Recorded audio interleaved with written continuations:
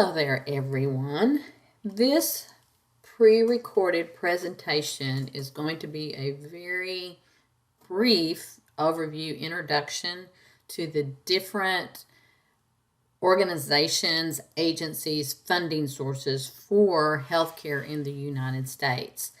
This could actually be a full degree. You could earn a full degree and take 12 classes on this because of the complexity of it.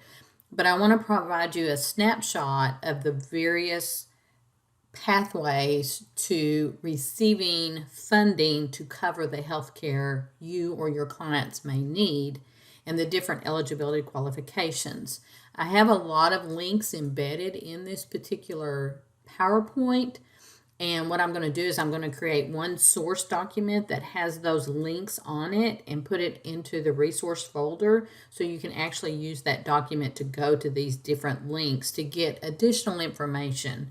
The one thing I can say about social worker in healthcare settings, or social workers really in any setting that we work in, because our clients are going to experience healthcare needs, we need to have a basic understanding of the various pathways to get services covered for our clients.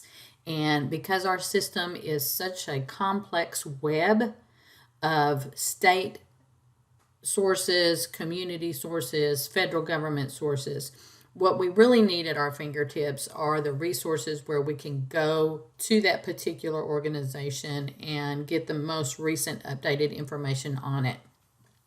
But this is just going to be a snapshot of the different funding sources. And I think what will happen at the end of it is it will probably leave you more confused than you were prior to it.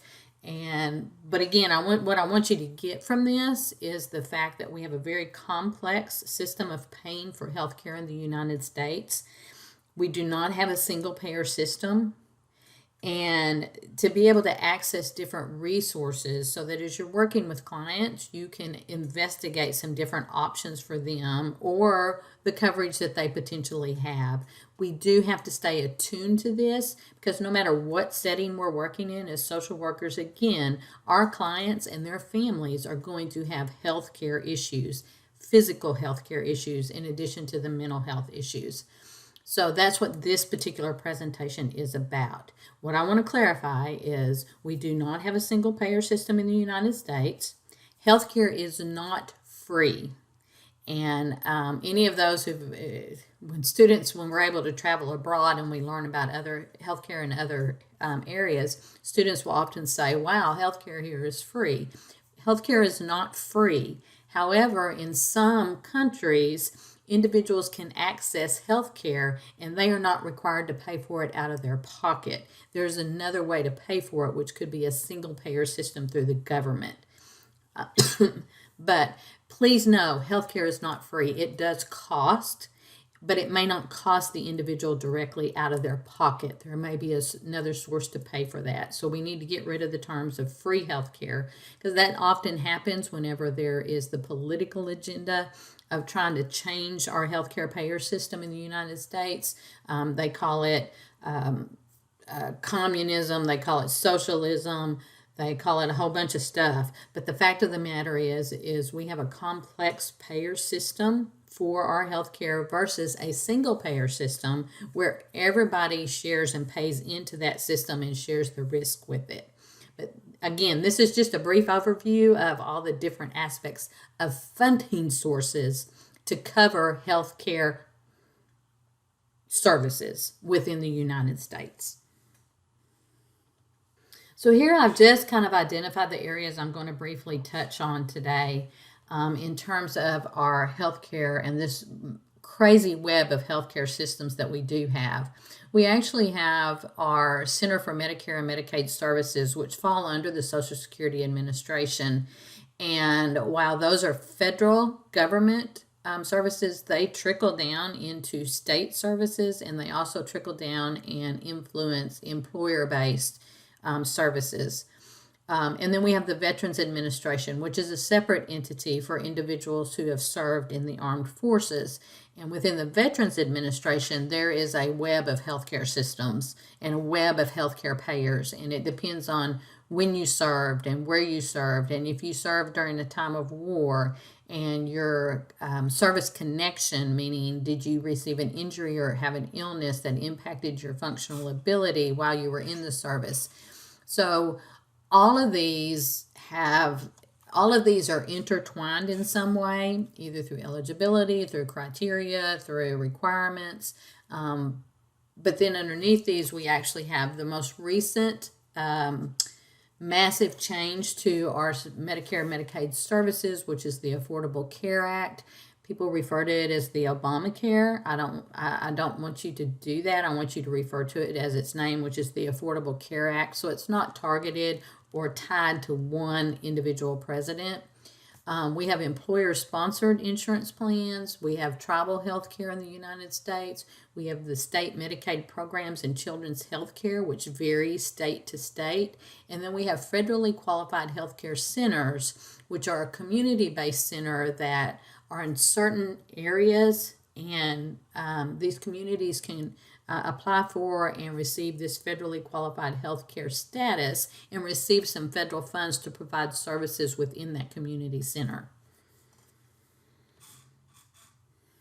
First of all, we're going to look briefly again at the governmental programs and services that are they originate with the federal government, and then when it comes into the state level, every state has their own criteria and their own requirements and their own eligibility. So this is where we start getting into this haphazard, inconsistent, and inequitable healthcare funding opportunities, I guess you could say. So here we start with the Social Security Administration. And why we start there, because their role in healthcare services really begins in terms of administering our Medicare program, which is for those who are aged or disabled. And then they determine who meets the disability aspect of being able to be eligible for Medicare, as well as who would qualify for Medicare based on their work history. And they actually oversee some Medicaid coverages through that disability aspect of it. So they administer the Supplemental Security Income Program for the aged, blind, and disabled, which actually is financially based. You're eligible for SSI if you have a financial need and a medical need. And then they oversee the SSDI, which is the Social Security Disability Insurance, which if you become disabled but prior to the age of 65 and you have the work orders, then you're eligible for Social Security disability, and then eventually you're eligible for Medicare.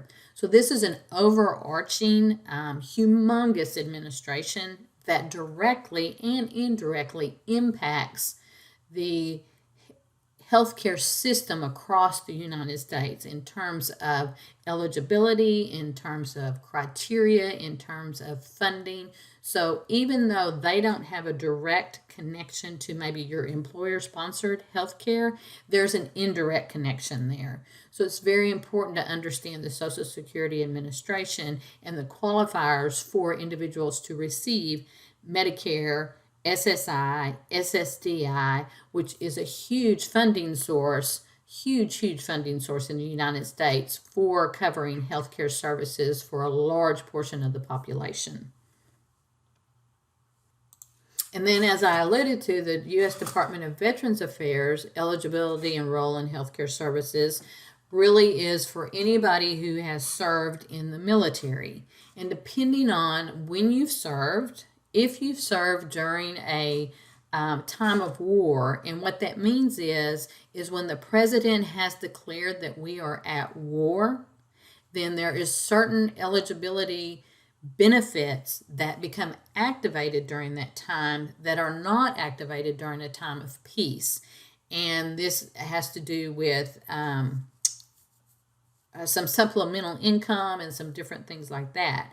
And I would have to look this up, but if I am not mistaken, I think because we are still in Afghanistan and we have been in when we were in Iraq, and because we have been over there actively participating, I do not know that the act of war has been terminated since we actually invaded Iraq under the Bush administration. I would have to look that up. But that's significant for individuals in the Veterans Administration system because it does trigger additional benefits. It also depends on service connection as to what type of health care coverage is going to be covered for you under the VA system. And what that means is what they will provide for you versus what they will pay for you. And pay to cover for that. And service connection is based on illness, injuries, things that that occurred during your time of service that may have impacted your ability to function at 100% after you have left the service.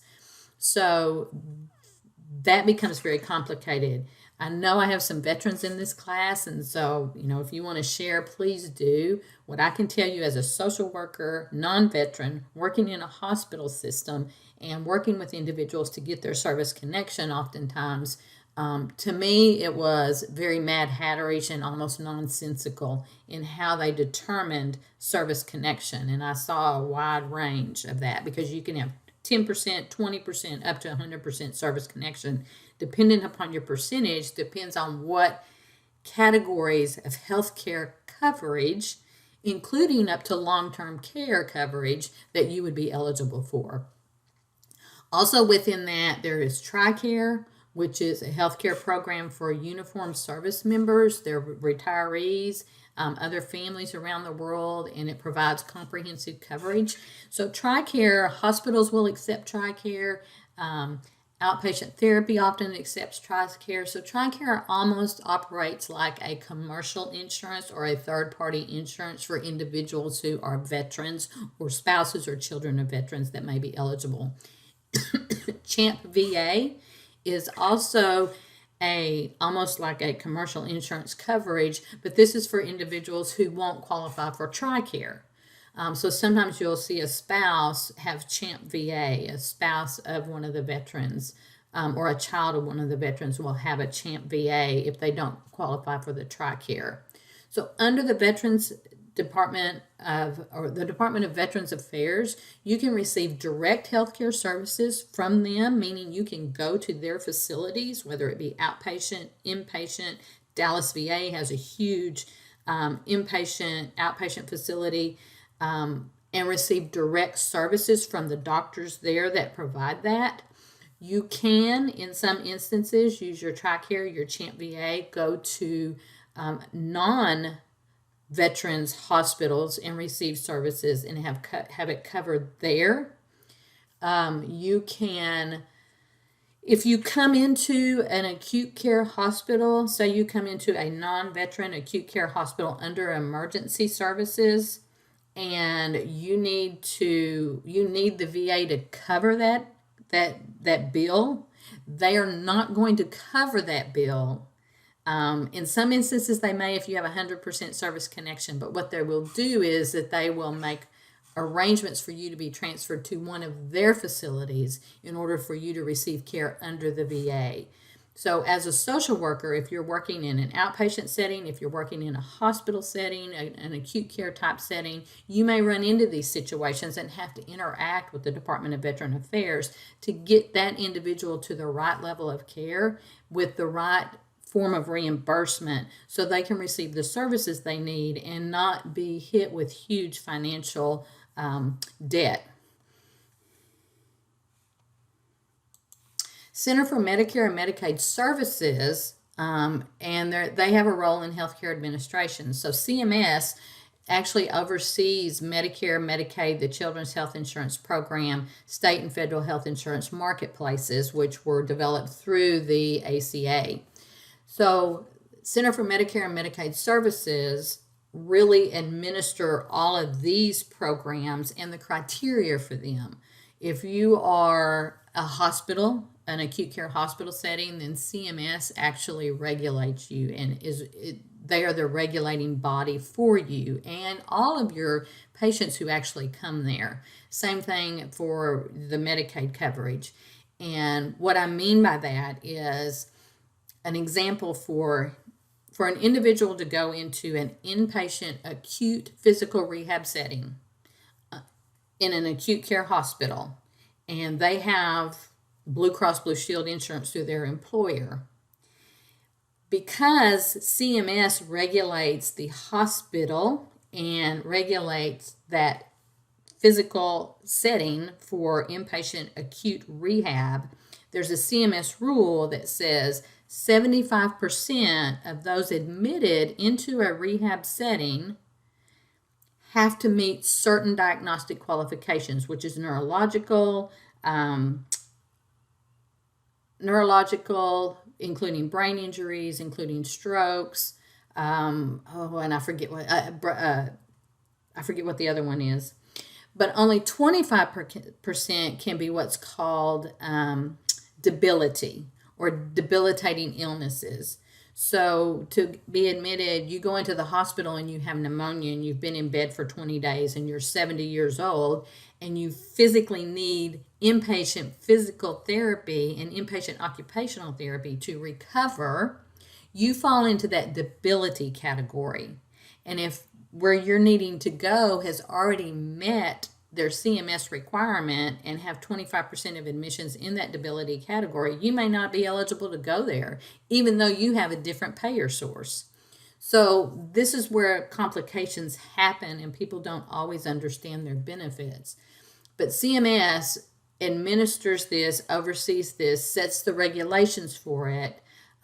They also regulate for long-term care facilities, aka nursing homes, that have skilled beds or SNF beds in there, skilled nursing facility beds.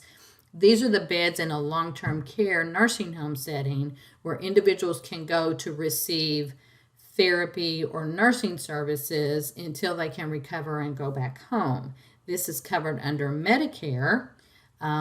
If you have Medicare, you have 20 days that's paid at 100%. You have an additional 80 days that's paid at a co-insurance rate. So per episode of illness, you have 100 days that you can go into a skilled nursing facility bed as long as you meet the acute care criteria, and Medicare will pay the cost of this. Because they regulate that in a nursing home setting, then they often regulate other things in that nursing home setting, even for those individuals who are there on a long-term basis. So understanding Medicare, understanding Medicaid, the Children's Health Insurance Program, and these private marketplaces, again, it's very complex, and you need to be able to have a resource to go to look and get information that you may need. You also need to build a good network of experts that you can call in situations. I had that when I worked in the hospital setting. I had my experts out there, and they didn't work for our hospital, but I had just built that network up over time. And when I had a complex setting, or a complex situation, I'd give them a call and I'd say, I got this, this, and this, and what can I do? And they would help me think through and problem solve through some of that in order to help that patient. So understanding these things, again, it's very complex. You have to work in it. Interpretations change, laws change, facilities change how they interpret it. So having that resource to go to is really good. Part of what I want to do as an assignment in this class is build that website. And so we can learn to build a website, and then we can actually have resources there, and we can keep it out there on a server, and we can continue to add to it. But then as you get into practice, you'll have a website to go to and just click on, and hopefully we can keep it updated and find some resources, and you'll be able to find some resources. Okay, this says Medicare in depth. It's really not going to be Medicare in depth, but I'm going to touch on some very acute aspects of Medicare for you to understand, because Medicare is one of our primary payer sources in the United States for healthcare services for individuals that we see as clients. First of all, Medicare is the National Social Insurance Program. Again, it falls under that Social Security Administration. Individuals are eligible for Medicare coverage if they're age 65 or older, Okay, while the retirement age for some of us has changed and we can't get to full retirement until age 67, the retirement age to be eligible for Medicare coverage has not changed at this point. So at age 65 or older, you can become eligible for Medicare if you have worked 41 quarters. 41 quarters is based on the amount of money you make each year. So basically, a quarter is equal to somewhere around $900. So for every time you make $900, you earn a quarter. And then when you get to 41 quarters, you've earned the amount to be eligible for Medicare once you reach age 65. Now, this happens, and what you can run into is if individuals have not paid income tax, say they have their own business and they're self-employed and they've not paid their self-employment income tax, they will not earn their quarters and not be eligible for Medicare. Again, I've had this situation before. I had a gentleman who had a massive stroke. His wife worked. He was close to 65, but how he earned his living was he was a fishing guide up on the lake. But he never filed income tax. He never filed self-employment income tax. So as far as Social Security Administration was concerned, he did not work and earn his 41 quarters. Farmers sometimes run into this. Teachers in the state of Texas don't pay into Social Security. They pay into teachers' retirement system, so they may not be eligible for Medicare or for Social Security when they retire, but they'll be eligible for the teacher retirement system insurance. Federal workers are eligible for Blue Cross Blue Shield. They won't have Medicare typically. They'll end up with Blue Cross Blue Shield, and it's a complicated, crazy thing because they'll have Part B only, and but basically Medicare is for anybody age 65 and older who worked, paid into the system, and earned the 41 quarters. The exception to this is if somebody's under the age of 65 and they have end-stage renal disease, then they may be eligible sooner, but they still have to have the 41 quarters. We'll talk about that just a little bit more in a minute. An individual who has not worked or reported work income but has been married to one person for 10 consecutive years can be eligible for Medicare coverage based on their spouse's qualifications upon his or her retirement at the age of 65. So this benefit went into effect, and it was at the time it was primarily targeted for women who years ago typically did not work outside of the home, and they needed to be able to draw benefits off of their husband.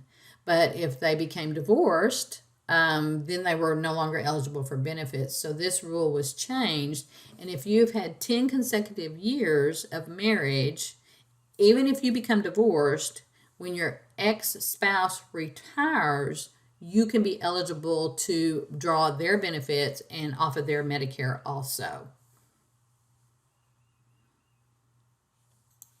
And then this is part of the controversy that we run into politically when we talk about civil unions and marriage of individuals, same-sex marriages, which has been just so controversial, gone to the Supreme Court.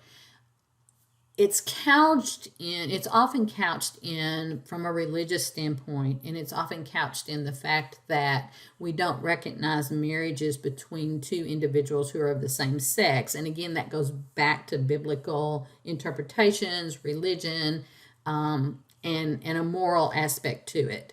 What happens on the other end of that really does, in our society, it talks about benefits eligibility. So if you have a same-sex couple who've been in a committed relationship for 25, 30, 40 years, and they've worked, one's worked, paid into this system, the other was managed the household.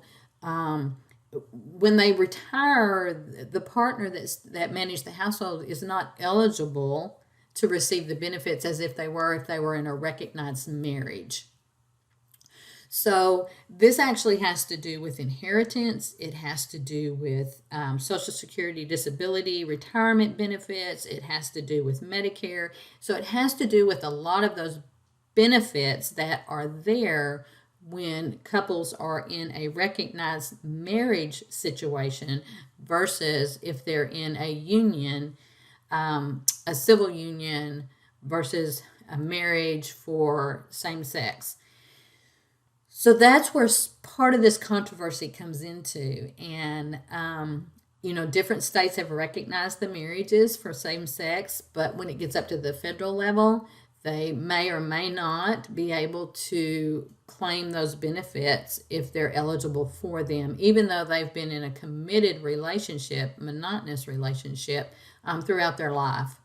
So we do have the religious, the moral, the that aspect to it that really gets played up in the media, in the politics. But what we don't recognize is that it truly impacts long-term health and eligibility benefits, and how that's going to work to support these individuals as they age, when they get sick, that they've paid into the system, but they may not be eligible for partners, benefits, all of that. So it's much more complex than just what we often see on CNN or MSN, and we have to dig down deep and look at some of the evidence to see how these decisions impact financial outcomes down the road and the health of individuals, and does it create vulnerable populations down the road because there's inequity in access to healthcare benefits. Also, too, occasionally you may be working with children and you'll see a disabled child, and if they have a deceased parent, they can qualify for Medicare under survivors benefits of Social Security. So a child who maybe was born with cerebral palsy, or a child who under the age of 18 suffered a head injury and was diagnosed with a disability under the age of 18, and one of their parents has become deceased, but the parent was eligible and had paid into the system, that child can actually receive Medicare and be covered under Medicare until they turn 18 or 21. I honestly don't remember. I'd have to look that up. What you'll see is you'll see a Medicare card, and it'll have their parents' Medicare number with a C after it. It's not a common situation, but it does happen. And if you're in a situation and you're working with children who may be eligible for this, and families may not know it, but they can be eligible for this type of healthcare coverage if they're diagnosed with a disability prior to the age of 18 and one of their parents has been deceased and met the qualifications for Medicare. As I indicated earlier, ex-wife or ex-husband is eligible to receive Medicare coverage based on their ex-spouse's work history if they were married and it lasted at least 10 years. So you can have multiple ex-wives or ex-husbands, and they can be eligible to receive Medicare off of you if each marriage had lasted for 10 years. So if they don't qualify for Medicare under their own work history, they can qualify for Medicare under your work history if, again, that marriage had lasted for 10 years. And it can be easy to determine how they're eligible for Medicare. The two most common ones is you'll see the Medicare number, and it'll be followed by an A. That indicates that they are a disabled or a retired worker, and they're drawing off their own work history. It may say a B. It'll be a unique Medicare number, and it'll be followed by a B, and that indicates the wife of a disabled or retired worker, age 65 and older. B1 following the number is if the husband is drawing off their wife's Medicare or their wife's work history. So you'll see the unique number, and then there's a suffix, and there's a number behind that suffix, and that tells you how that person is eligible for Medicare. It doesn't tell you what they have, whether they have Part A, B, C, or D, but it does tell you how they're eligible for Medicare. And here's just a snapshot of the different suffixes you may see. An aged widow, so if their spouse is deceased and they're drawing off their spouse's Medicare, there'll be a D after it. A D1 if it's a male. It could be a D2 if it's a second wife claiming it, or a second husband claiming it.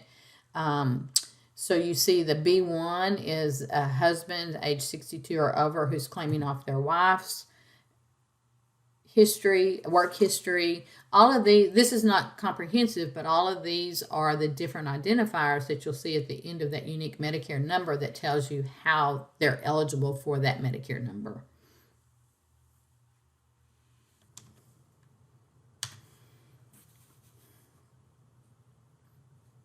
Then we have the Medicaid expansion, if you've heard that term, and that came under the Affordable Care Act. And it was to help states expand their Medicaid coverage for the most low-income adults and to provide more coverage for individuals. Many states refused Medicaid expansion because it came with some strings attached. I believe Governor Abbott refused the Medicaid expansion. So we did not get the additional federal dollars to help cover additional people in the state of Texas. So some states accepted it, some states did not accept it. And there was a period of time that they could go back and do it. But oftentimes, for political reasons, they refuse it because it comes with additional strings attached in terms of who to provide for and how to provide for it. Whereas it could be additional dollars and it could expand access to healthcare coverage in many areas, but that particular political system within those states do not want that. This is where the state and federal government become at odds.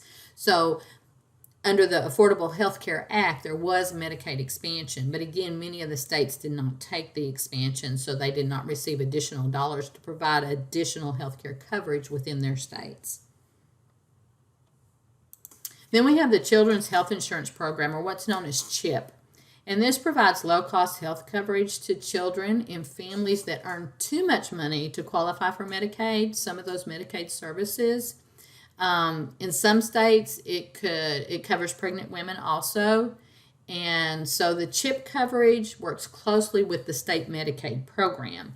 If individuals qualify for Children's Health Insurance Program like in the state of Texas, parents may have to pay a premium, but it's a very small premium compared to what it may cost to cover a child through a worker-sponsored program where the premiums are much higher. And if they fall within this income category, then they may be eligible for CHIP, which is the Children's Healthcare Insurance Program. Then we have private healthcare coverage, which is the employer-based and private purchase options within the United States to cover the cost of access to healthcare. So employer-sponsored coverage obviously refers to health insurance when you obtain it through an employer. And this is one of the most common ways we get health insurance is when we work for an employer and they offer it to us, and then we pay a portion of it and they pay a portion of it. It can include our families, and it can also include retired employees at times. And so the federal law gives former employees the right to also stay on their employer's health insurance at their own expense. So if I go from Texas A&M Commerce and I go over to University of North Texas, and I don't want to have a gap in insurance from the time mine ends until theirs begins to cover me, I can purchase health insurance or purchase COBRA, which means I pay my premium and my employer's premium. So that's why it's expensive, but I can do that so I don't have this lack of coverage until my new insurance goes into place. If I lose my job or I have to leave my job because of a disability, then I have 36 months. I'm eligible to pay out of my pocket to keep my insurance for 36 months. If I terminate from my job that's not related to illness or disability, and it's just related to either being terminated or I've quit my job, I can do it for 18 months. So I can purchase that for 18 months. So depending upon the situation, COBRA, which is the federal law that allows us to keep our insurance if we can afford to pay for it, there's a different length of time there that you can do that. 36 months versus 18 months. And then the Affordable Care Act introduced marketplace insurance plans. And this was one of the closest steps we have come to in the United States in moving towards more of a single payer system. It remains controversial today, and I know through the Trump administration that it was in the Supreme Court. And there's just the Affordable Care Act is a very complex act. I encourage you to go online, read it. It covers a lot of different areas. But it put into some protections for individuals, even outside of this marketplace plans for employer-sponsored insurance. So one of the things, one of the benefits that this really did is it removed lifetime or annual limits on coverage. Used to be, even if you had an employer-sponsored insurance plan, there was a $1 million lifetime coverage. Well, if anybody's ever had a really serious illness, it becomes a concern that you're going to run out of eligibility coverage because you've met your lifetime max. The Affordable Care Act did away with that. So insurances no longer can have limits on coverage, lifetime max, or annual coverage. Young adults can now stay on their family insurance plan until they're age 26 instead of at 18 they were taken off their insurance plan. Unless some insurance plans allowed you to stay on there if they were enrolled full-time in a college and you had to show that. But now they can actually stay on your insurance plan until the age of 26. Seniors who hit that Medicare prescription drug plan coverage gap, it's called the donut hole. Once they've spent so much out of pocket, then there's a period of time where Medicare Part D doesn't cover any prescriptions before it starts picking up 100%. So now there's some coverage there for that. And it eliminated pre-existing conditions. And that was a big, big, big deal for a lot of people because they can't refuse coverage now based on gender or pre-existing conditions. Meaning that if I were to leave Texas A&M Commerce and leave my Blue Cross Blue Shield and I have a diagnosis of a history of leukemia or a history of heart condition or something like that, when I go to my new employer, that insurance cannot penalize me for having a pre-existing condition. What used to happen was they would say, you have to be covered with us for a year before we're going to cover any cost related to that particular condition. So it eliminated that pre-existing condition qualifier, and insurances can no longer do that. So while the Affordable Care Act really introduced a lot of the Medicaid expansion, it introduced those private marketplace where individuals can now go out and purchase a reasonable healthcare plan out of the marketplace, and all of them have to offer the same basic services. They have to cover the same basic services. There's rules for that. So you're not going to get ripped off, basically. They have to cover the same basic services. Some cover more than others do, but there is a federal requirement that they have to cover basic services. One of the controversies came into reproductive health. And so the Affordable Care Act required that preventive care include reproductive health, and many corporations, Hobby Lobby was one, and I forget who the other one was, actually took that to the Supreme Court and said because of religious reasons, and they're a family-owned company, that they did not want to cover the cost of birth control for their female employees. So they were allowed to eliminate that from their insurance coverage because then they were seen as being protected under a religious entity. But that was one of this was actually, Affordable Care Act was a huge step forward for women and access to reproductive health, whether it be from birth control, whether it be for infertility, whatever it was, it provided coverage for that. And that's been hugely controversial. So that's part of the reason why it's been in the news and there's been lawsuits against it. But for women, it gave them an option. And under this, employers with 50 or more full-time employees must provide health insurance to 95% of their full-time employees or pay a penalty to the IRS. So this actually really pushed employers to cover their employees with healthcare insurance. The ACA did that also. So there was a lot of steps taken under the Affordable Care Act that many people don't really understand, that improved access to health services by improving funding sources to get access to that. Again, on my resource page, I'll put these, but Starbucks health insurance and corporate citizenship, there's stories behind Starbucks in terms of even if you just work part-time, 20 hours a week, you get full health care coverage, health care benefits. This actually goes back to the founder of Starbucks because I believe his father died from cancer and did not have health insurance. And then the Hobby Lobby and the lawsuit against the ACA, which had to do with birth control. And they actually won their suit because they could be seen under the exemption as a religious institution for that. So these are controversies, but again, as social workers and advocating for our clients to have access to fair and equitable health services requires us to have knowledge about the policies and the funding sources behind that. Okay, and finally, then we also have tribal health. And again, if you're working in an area where there is Indian nations, Oklahoma has Choctaw Nation, Chickasaw Nation. I've worked with both of those.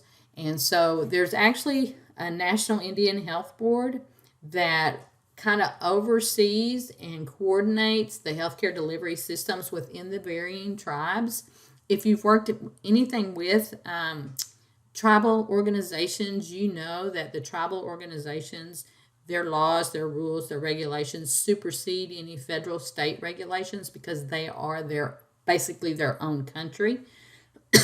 So any individual who has a CDIB card, which is a certificate of degree of Indian or Alaskan Native blood, can be eligible for health services through their tribe. To get a CDIB card, it goes back to what's called the DAWS rolls, DAWES rolls. And in early United States history, when the Native Americans were rounded up, the Trail of Tears, and they were moved from their lands into the reservations, they signed up on the rolls. So if you have a relative that signed up and was on the roll, then you're going to have a certain degree of blood that will qualify you for a CDIB card. Now, what's controversial about this is many Native Americans back then were not, obviously for obvious reasons, they did not trust the white people who were asking them to sign these rolls and to move into other areas and all of everything that was happening. They refused to sign their true names or their names, so they may not be on the DAWS rolls. But to get that CDIB card, there has to be some history traced back to that. And once that CDIB card has been awarded, then future generations can also get CDIB cards. So if there's a young lady and she has a CDIB card and she becomes pregnant and she gives birth, she can apply for her child to have a CDIB card. So in addition to health services, it opens up a whole other plethora of benefits that could help them too in terms of education and some housing and some different things like that. But it is also another entity that provides for and provides directly health services to individuals who are eligible for those under the National Indian Health Board and the tribal laws.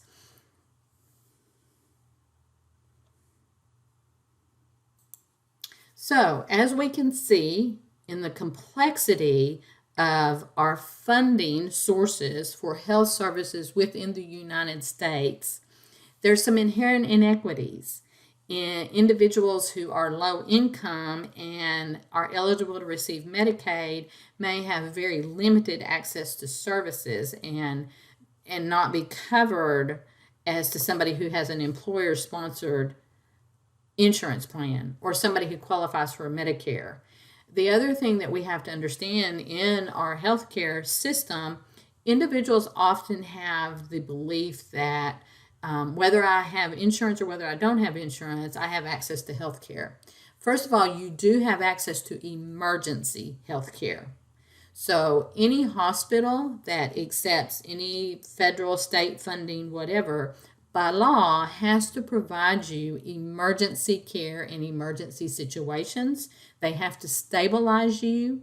However, once you are stabilized and you are no longer considered in an emergency situation, if you do not have a funding source, further testing may not happen, rehabilitation may not happen, prescriptions are not going to be covered. None of that has to be covered. Only the emergency has to be covered. They can't turn you away for that. They have to provide emergency services to you.